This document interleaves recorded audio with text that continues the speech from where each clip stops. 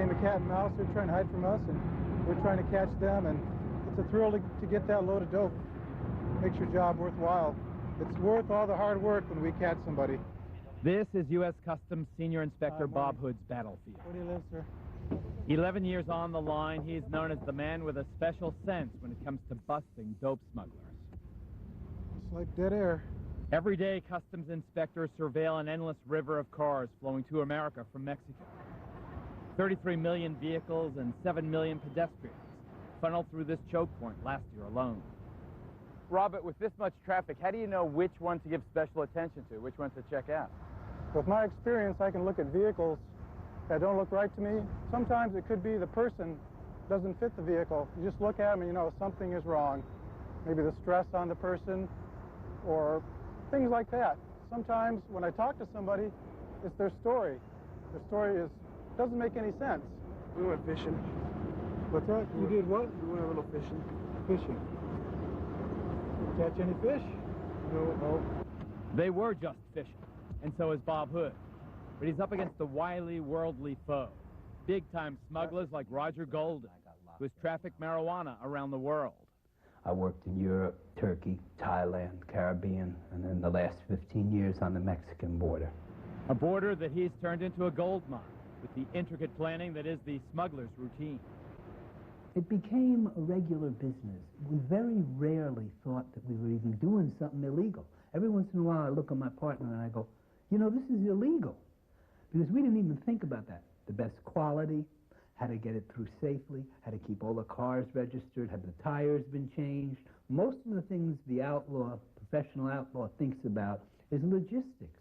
Smugglers are patient. They wait for us to go in or take a break or something, then they'll Do they try watch and you? say goodbye. Do they surveil you, your activities from the other side? I'm sure they do. There are certain areas that we know they're at. The drug lookouts are known as spotters. They work for big traffickers pushing this stuff across the border. And they look to see what lanes are moving fast. They're watching for the dog that's wandering out here. They're watching for us. They're watching their load vehicle, see if it gets through or not. I didn't do any work. There was drivers driving, counters counting, bookkeepers bookkeeping. Smugglers are brilliant in many cases. If they would apply these talents to normal businesses, they might outdo Bill Gates. Former Republican-appointed customs boss William Van Rob knows a smuggler's strategy includes finding the most unlikely drivers. They want Americans. They want Americans to drive. They want California plates. They want U.S. plates. They want American drivers. Dave seemed a perfect recruit, a middle-aged white American. He became a drug mule for the Mexicans. I was offered money. And was it big money for a comparatively simple task? Yes, it was a substantial amount of money. A couple $1,000. So that's what you got for 6 hours, 8 hours work? 40 minutes work. How many times did you successfully complete that task? Well, I was arrested once, sir. Dave's load was discovered by a dog. The traffickers tried to outwit the dogs, so they camouflaged their dope by wrapping it 1,000 different ways. This is plastic, baby powder. They try all kinds of tricks, coffee, mustard, grease. They tried to distract the dog by putting shrimp in the car. He's not trained to find shrimp, he's trained to find dope. And obviously he's found it. Yep, yes it is. Los manos atrás. The arrests and seizures never seem to stop. Oh, there you go. Get out.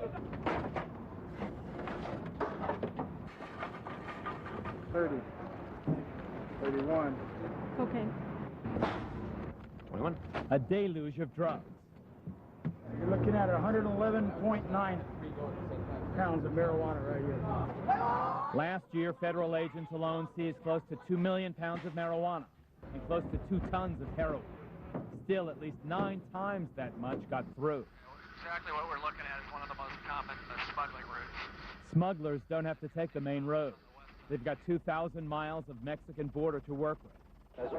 They'll fly over it. Yeah, he's opening again. The guy's jumping the load. Drop the load. And tunnel under it. He's landed. He has landed. Anything to get their product into America's insatiable market. A market worth $57 billion a year. There's a load vehicle departed the area. And all customs can do is play catch-up. Here at the Domestic Air Interdiction Coordination Center at March Air Force Base in Riverside, California, the chase goes high-tech. Like many of the anti-smuggling tools, the state-of-the-art radar is expensive, costing taxpayers $9 million a year to maintain. The center's designed to identify all aircraft entering U.S. airspace. But as with most of the drug war's arsenal, the bad guys have figured a way to beat this weapon, too. Listen to San Diego Customs Air Chief Bill Cecil. They pretty much know when there's radar around. They can detect that. The pilots have gained expertise.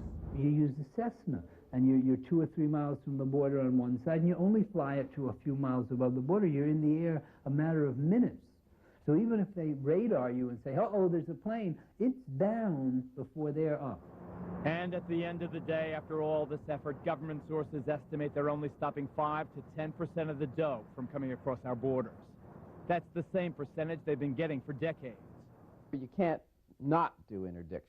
I mean, it's just something that has to be done. I mean, you cannot give up traffic lights in the middle of a town because no one obeys them. Interdiction can never work in America because there's too much money and there's too many people willing to risk anything, including life in prison and death, to bring drugs into this country because there's too many people that want them.